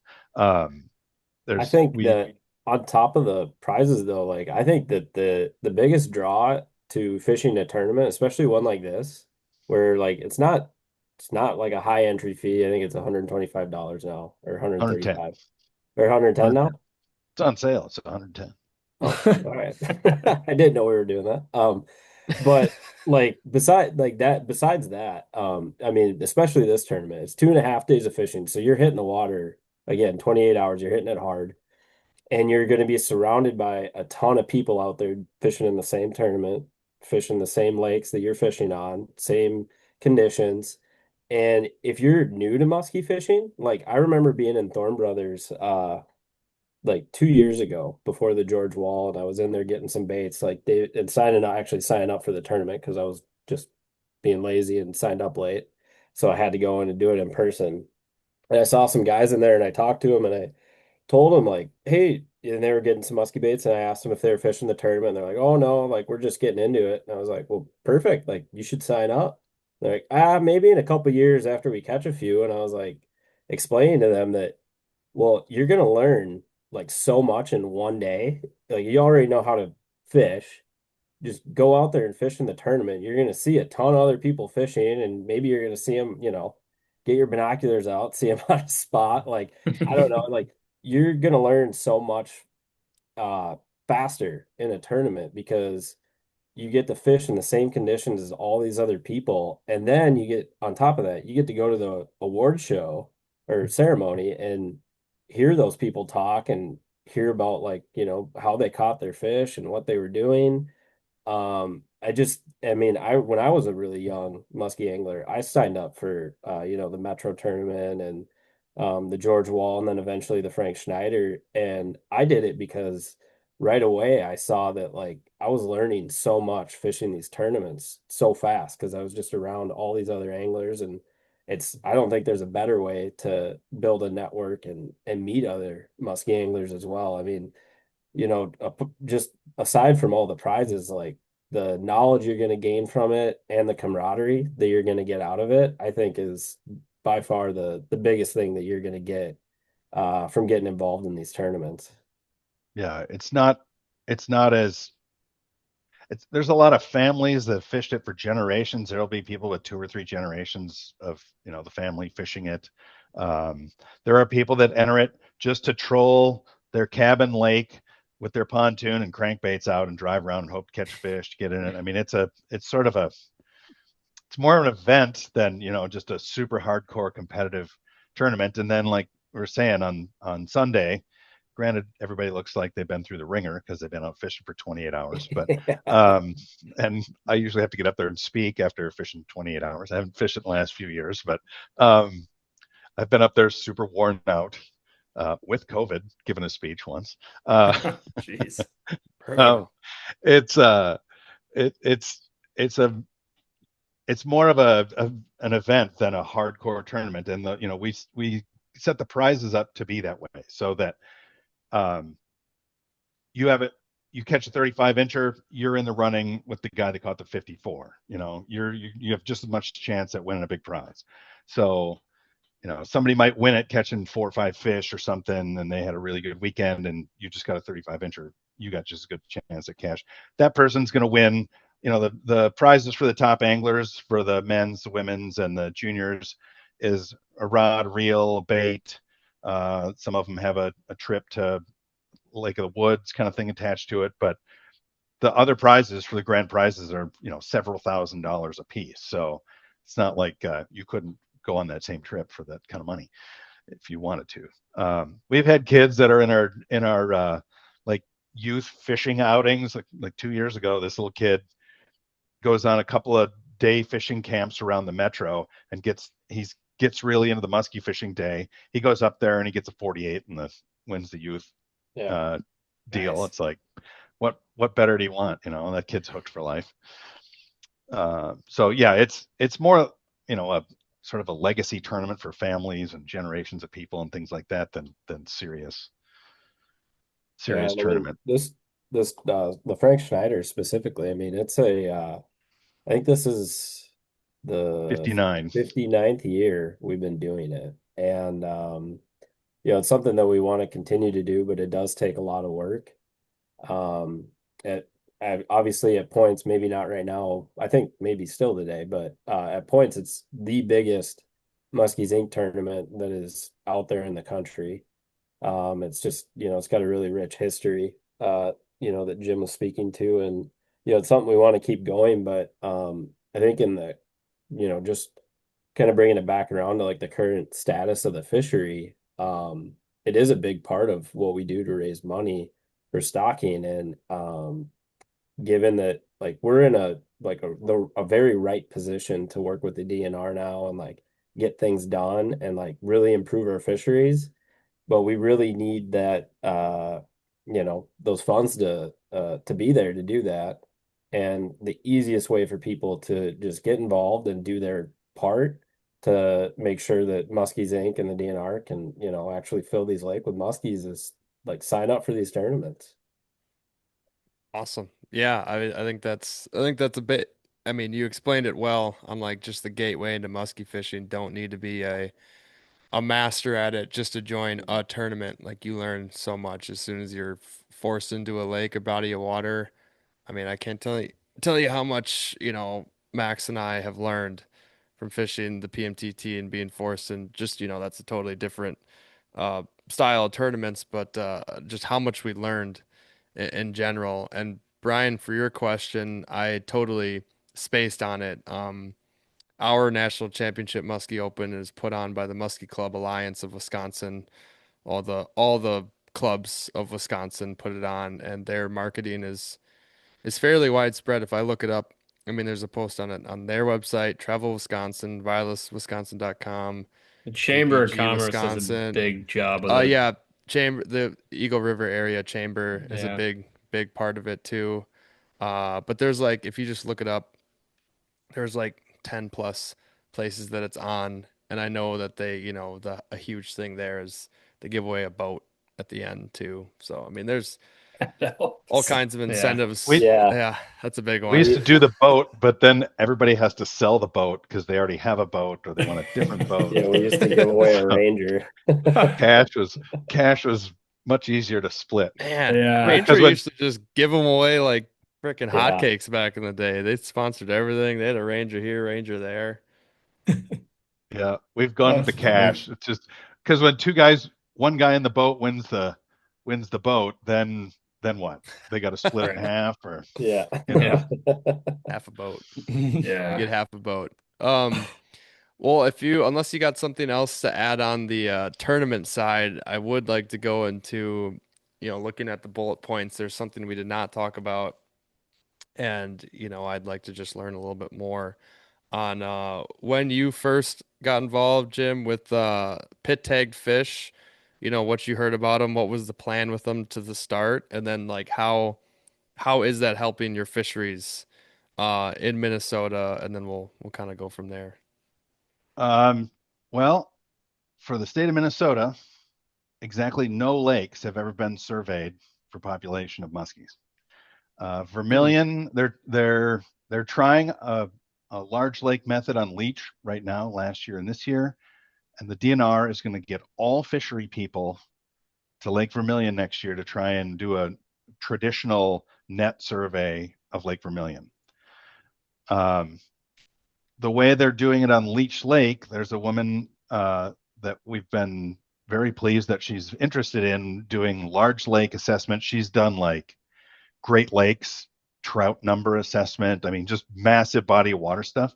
She's doing a fin clip study on Leech Lake where they clip a pinky nail sized piece of tissue and they can run a cheap like $8 DNR test or a DNA scan on it, and they can see if fish are recaptured. And she needs to get like 500 of those a year to do a recapture estimate to estimate the number of fish in leech.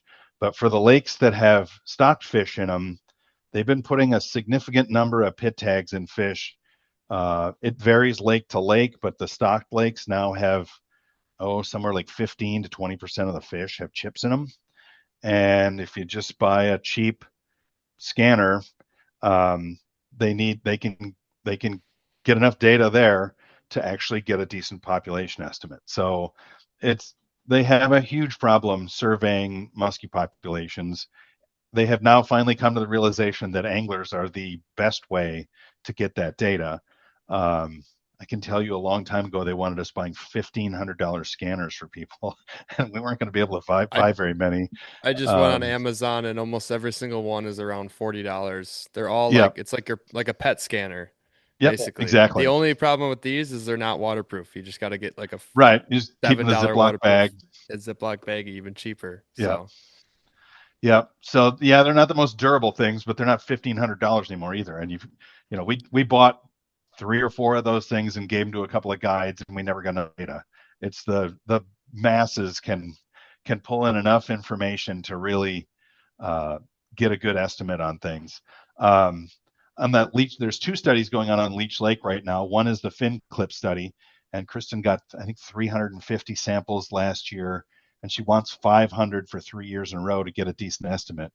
But her estimate off of the numbers she got last year kind of startled me. They think there's about 5,100 muskies in Leech Lake, 112,000 acre lake. No, there's no way. Well, I didn't want to muskies? believe that either. I didn't want, say 30 inches or bigger. Yeah. So there's one other bit of information on I don't know if you guys are aware of the transmitter study that's going on there as well. The tribe and the is it the Fish Yes. and Wildlife Service are doing that study. They put transmitters in 20 fish. In 2 months, one of those fish got caught 3 times, and 6 of them got caught twice. So So Leech Lake fish just like to eat a lot to make it seem like there's a lot of fish in the lake. So where Wisconsin, we might have oogles amount of fish, but they're absolute assholes and they sit on the bottom they half the don't eat. time and never eat So and grow slow and dumb and lazy. I Get got it it. off I your got it. chest, guys. I'm Golly. just, I'm just, hopefully, no, I'm hopefully that kidding, number dude. is low for Leech Lake, but that was startling. But when we first saw that the implanted transmitters and it's that they're getting caught that much, it's like, wow, either these things are dumb or they're getting caught a lot. I've personally caught the same fish more than once, Same. so it happens. I've caught the same fish that somebody else caught. I saw his picture of it, and my picture was the same fish. So, it happens. I mean, you see it in the musky magazines and stuff. You have forever of, here's the same fish a year later or 6 months later or whatever. So, Yeah. it'll be interesting to see what that number comes out for leech because, that's not a stock lake. The lake is the lake. That's the number of fish that are in it. So, that should be a interesting project going the next several years. So she's collecting So, fin clips the next 2 years too. and they have all that info. I think we've talked to people in the past about it. But just for everybody listening, they have info at the launches, like how to clip them, where to clip, Yeah. where to put Yeah. them. Yeah, Okay. there's a Yep. There's a poster and yellow then you can do box. Yeah. That says, Yeah. yeah. And so Right. they got a full season run at it this year, and word's been getting out. So if anybody's going to Leech, keep an eye out for that. You just take a little envelope with you and you clip a little corner off and stick it in there, and that's pretty much all they need. That's cool. Yeah. Don't forget to do it too. I think Kristen said last year at the Frank Schneider, gosh, I want to She say didn't like get any. less than half of the fish that like we reported caught during the tournament off a leech. Yeah. She was able to get fin clips from. So people Yeah, just but the wind was forgot, blowing. the The wind was excitement of blowing the 30 tournament. miles an hour. Yeah, the wind was blowing like crazy. Well, yeah, So that didn't help either. Yeah, that was a huge cold front, but Dang. yeah. it was rough conditions for that one. I remember hearing about that. Yeah. That's They were not sending. I fun. remember guys were sending in videos, and they're trying to video a fish on a measuring board, and it's blowing off the board. Oh my You can see God. the fins are flapping in the wind as they're trying to measure the fish. It's like, okay, it's pretty terrible out there. Yeah, Not an that's awfully big lake. gnarly. So she was okay with that. She actually came and talked at our tournament, and she's been the two segments of this kind of study going on. They've come and presented at our chapter meetings, and they've been communicating to the other chapters around the state to get the word out that they really want to collect this information. So it should be a very interesting study. They're catching fish in open water and putting transmitters in them. Like I said, that one got caught in open water, and then it got caught twice in the rocks. So they're really seeing these fish moving around. They're tracking their movements a little bit. They've gridded the whole lake. So Because should be they have very, to, they're very tracking movements and they have to drive pretty close to them to, to like, get them it's with the tough to antenna. find Yeah. them, right? Yeah. Yeah. So they put receivers in all the narrows, figuring, okay, we'll just, when they go out of this basin into that basin, a lot of the fish just stay in one basin. So they're not going past the receivers, the passive receivers that are on the bottom of the lake as much as they had wanted.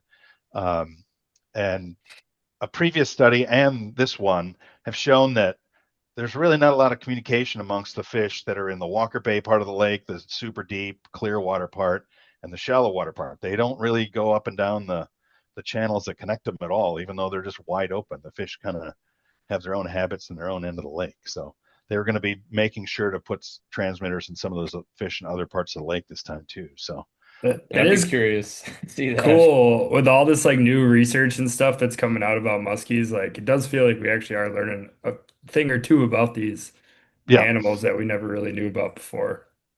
yeah, it's a really hard thing to study. It's such a low number, a low density predator, and people have done transmitter stuff back into the late 80s, early 90s kind of thing, and tracked them around with an antenna on Eagle Lake. But you go to a completely different type of lake. Do the fish move around much? How much do they move around in a lake like Minnetonka? There's no, Tullaby schools running around. There's just fish everywhere, so they don't have to move terribly far. Yeah, I've There's always food. wondered The food's that right for there. sure. I've always wondered that on Minnetonka. Yeah. There's food wherever the fish is sitting. There's food going to be right there. So Yeah, why move around? Just stay there. Well, it right. seems from like Camden's study on Vermilion, like those fish just kind of wherever they get put in, that's where they hang out.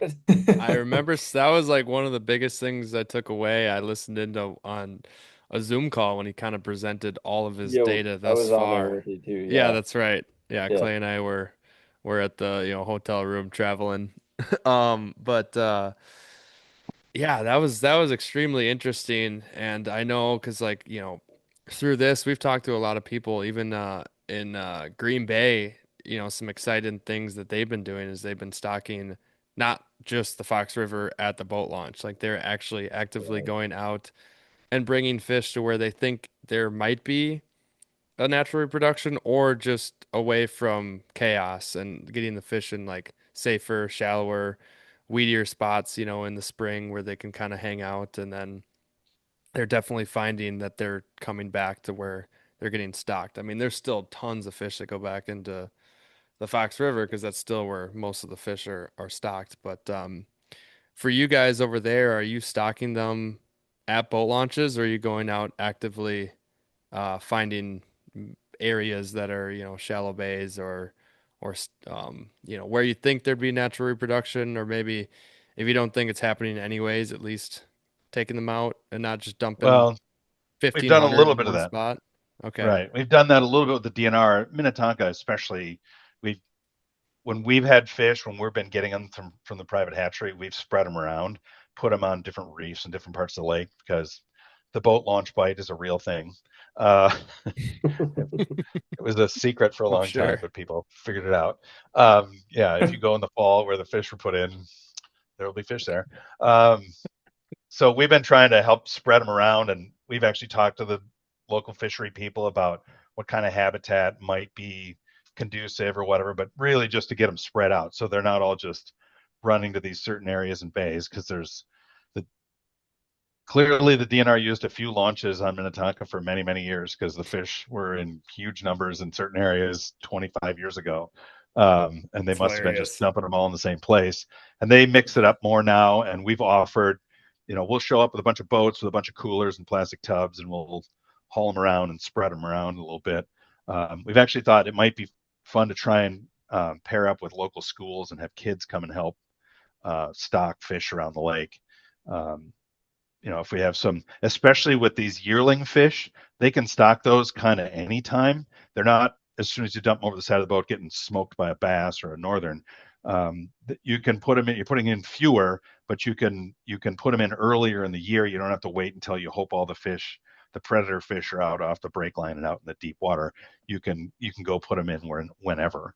So it would be much easier to schedule a time to meet kids and at a boat launch and take a few kids out to let them personally stock a fish here and there and hopefully turn them into anglers. Yeah, that'd So be awesome. yeah, when we get a chance to do it, if it's us directly buying fish, we tend to do that. We'll spread them around the lake. But the DNR, they got so many lakes to hit, they just kind of hit the launches. So Keegan, is there any other questions we should be asking Jim here while we got him on? I feel like we covered a lot of ground here tonight so far. Yeah, I think covered a lot here. Nothing off the top of my head, no. Right on. I can Sweet. talk muskie for hours. Yeah, right. Love it. That's why we started a Is it- podcast, I guess. Is there? Yeah. Yeah, right. Hours upon hours upon hours. Jim, is there anything else that's on your mind that maybe we can bring up and chat about here? That's maybe in recent news or, of course, loving if people get involved with the tournaments that you guys got going on over there in Minnesota for all of our, Minnesota or Western Wisconsin listeners, or even those that do want to travel, and maybe fish a Minnesota fishery for the first time. Probably one of these tournaments would be a good time. As far as Muskies Inc. specifically, I would say all levels of Muskies Inc. are looking for younger input for like I'm the youngster and I'm 58 years old. um, I might not act that way, but to get input to keep spreading, the concern around and that kind of thing. People may not understand. It's not just Minnesota, Wisconsin, Illinois, the Muskies Inc. chapters across Ohio. They are a huge part of keeping support up for getting, maintaining the fisheries. And so being able to partner with your DNR with people at different levels and get the word out.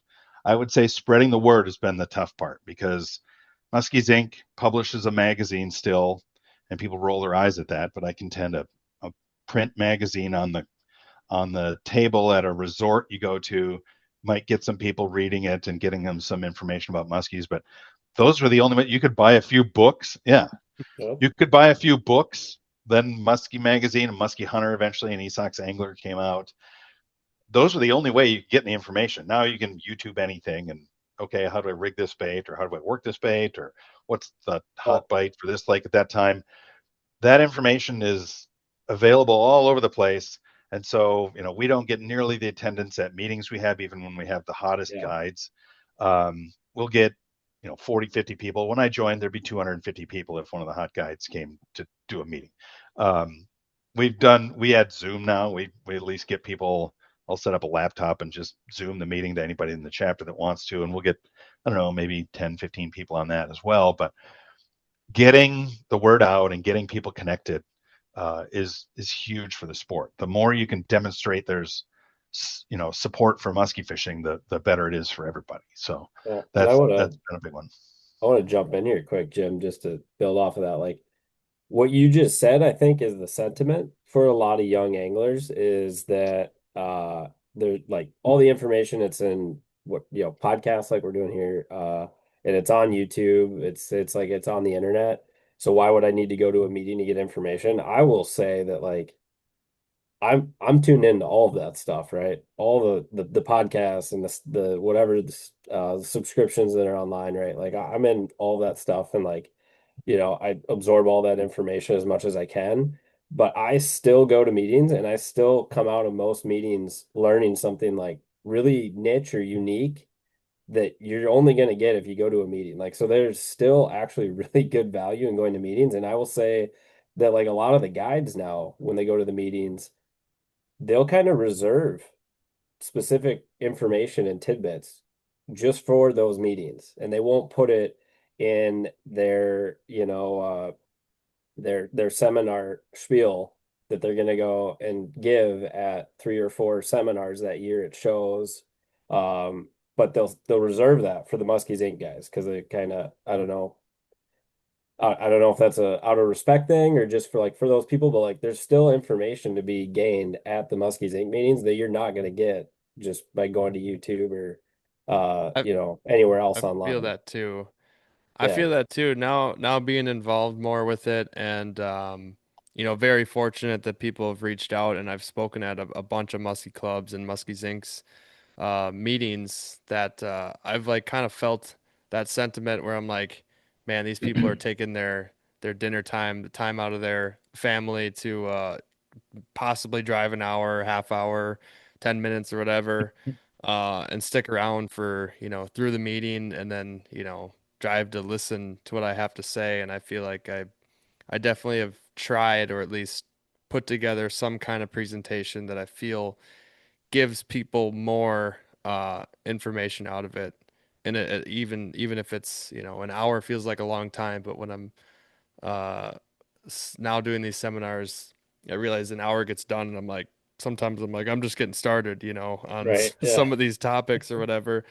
So, I appreciate everybody that's come out to listen to those, but I've heard the same things. Like at every club I've been to, the same spiel. They're like, man, this many years ago, so and so would bring in, like you said, 200, 250 or whatever people. Like, see this room, we've been coming here for 20 years, and pointing to the spot where like people would have to be standing, and I'm like, oh my God, that's incredible. So yeah, I mean, everybody's seeing a lot more of the quick grab stuff on YouTube and the internet. But yeah, I think people are definitely stepping away from the real roots of talking with people in person. You learn a lot more. Right. Yeah, and that's Going how you build going. your network too, right? Like I think having a Yeah. network in musky fishing is so important, and I mean, I don't know, that's where you get it, in my opinion. I Meet mean, one of the buddies. best places to get it, Yeah. Yeah, Muskies Inc. Well, tournaments. I mean, you heard about Yeah. that story we've talked about multiple times. Those two guys that met through a radio ad doing the Minnetonka PMTT tournament, and they end up taking second or whatever. They literally met like right before the tournament started. How'd that? Do you remember exactly, Max? Am What? I Yeah, speaking it was that something like correctly? that. It was something like Yeah, that. Yeah.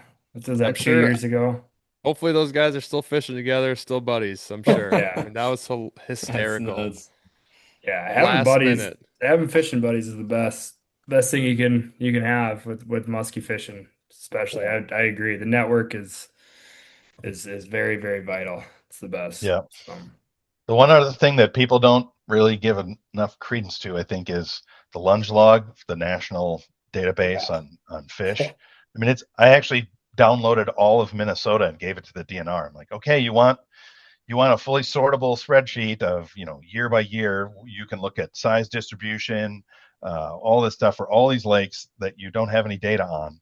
It's way more data points than the DNR has to help manage the thing. I remember I went and read every fishery survey of Lake Minnetonka because none of them targeted muskies. They had netted a total of 19 muskies in 25 years. And I said, well, here's 14,000 data points. So maybe you can have an idea of what the fishery looks like with 14,000 data points instead of 19. So right. um, That's crazy. there's a wealth of information you can glean from that. What time of year, what time of day, bait color, depth, cover, you name it. It's all in there in some level of detail from the early 70s through this year. And you can look at stuff over time. You can't just get that on a podcast. Nobody has 50 years of musky angling experience at their disposal for that particular lake. It's a very unique piece of data that you can't really get anywhere else. You can't get it from a survey or anything like that. So Yeah. Yeah. The podcasts are kind of the gateways into showing, it's like the initial step. Like, here's where Yeah. to go look, Yeah. That's true. That's Yeah. true. Jim, I'm curious, Yep. maybe to end us with a bit of advice from you. You held up a book earlier. If you want to flash that again, Max It's here is our big bookworm on the pod, and Big it's book long guy. out of print. I'll tell you that. Like I'm telling the old timers about it, and they're like, "Never seen that before." It was printed in '94. Yeah, I might have to get my Okay. paws on that Yeah, one. I was gonna ask you, what's your Grease favorite and mitts. muskie read, muskie book ever made? Oh, Time on the Water. Mm. Oh, Oh, really? Yeah, Oh, it's awesome. I loved it. Yeah, no, it's a good book. You know, it's you a just catch sad, nothing. It's sad kind of book. sad. like Yeah. reading about I some guy actually- getting his ass kicked. I actually emailed him. He was still working at the St. Paul newspaper, and I emailed him. Oh, wow. And I bought a second edition of it where it talked about he finally got his trophy muskie. He got a 48 on a sucker in the UP in one of the little lakes just over the border in the UP. So I had him email me the picture, and he's standing in front of like a 78 Ford station wagon with a heater Sick. holding up this fish. Oh, And I said, man. that's the best part. I told him, I said, that's the best part of about old musky pictures. The fish always look the same, but it's what the people look like in them that's Oh, hilarious. they're so good. Yeah. I mean, yeah. Oh, God, this is the best. Sleeveless It's so t-shirt and good. everything. In fact, this fish right here, the one on the cover, that was for years in the Longville One Stop, which that's where I'll be giving out the Frank Schneider sign-up packets when the tournament starts. But that was a huge fish out of Lac Sewell, and it was in a big fish tank case, just a massive, it's like 45 pounder. This is a huge fish. This guy he's old and doesn't fish anymore, but he lives in Bemidji. I think he was an attorney from Bemidji that was one of the very first people going to Lac Sewell. Wow. And that huge fish it's like, oh, I remember that fish. It sat in the gas station there for many years. That's hilarious. Funny how it works out. Yeah. In fact, I just went on a trip 2 weeks ago to go lake trout fishing on Lake Superior, and we have had in our storage locker for 25 years, a 55-inch Wisconsin strain fit musky mount that is older than dirt. Who wants And it? it was bought at a garage sale in Phoenix, Arizona, shortly after Louis Spray's wife died, Wow. by somebody that knew what they were looking at. And they hauled it all the way back up to the cities here. And it was in one of our chapter members' house for a little while. And then he didn't want any more. And it wound up with the Olsons in their garage for a little while. And it's been in our locker for like 20 some years. And I contacted Indian Trail Resort and I said, boy, do I have a story for you.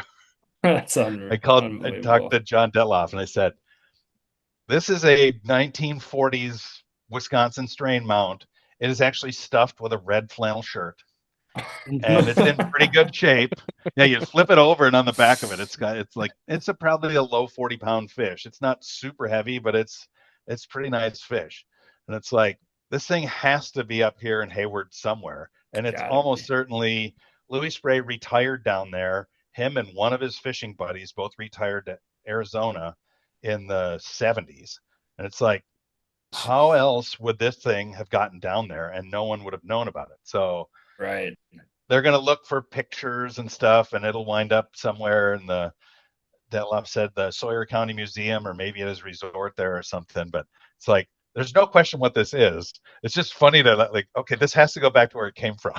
It came all the way all the way from Phoenix 25 years ago. It's like unbelievable. Wow. It's like, put it back where it belongs. So it's a cool looking mount. It's a big, long, straight mount. You know, it doesn't have any S curve to it at all. Right. Yeah. Old school ones are hilarious. Yeah. They are great. That's awesome. Well, I think we covered quite a bit.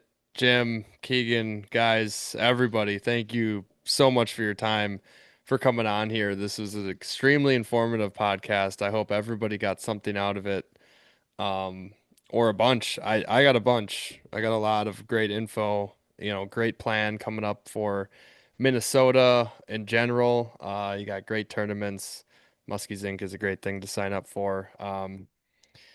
I mean, with that, anybody else have any closing words other than thank you guys? Yeah, thanks for your time. Really appreciate it. Thanks for having us on. Yeah, appreciate the opportunity to get the word out.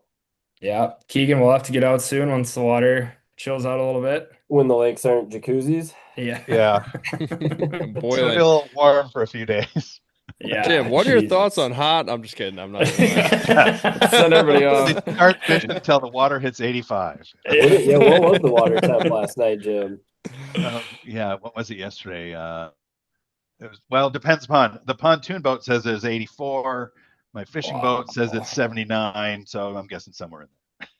Right in the middle. Definitely not 79. Take an average. I fished bass. I didn't. I'm leaving the muskies alone for a while. There you go. Just stay out of the boat traffic, right? Yeah. Good thing you had it on record. Otherwise, someone would be on you. Yeah. No, I haven't fished for muskies for a couple of weeks here in the cities. So. Wow. Yeah. Well, I went lake trout fishing in the middle of Lake Superior. That was plenty cold. That sounds like a lot. 30.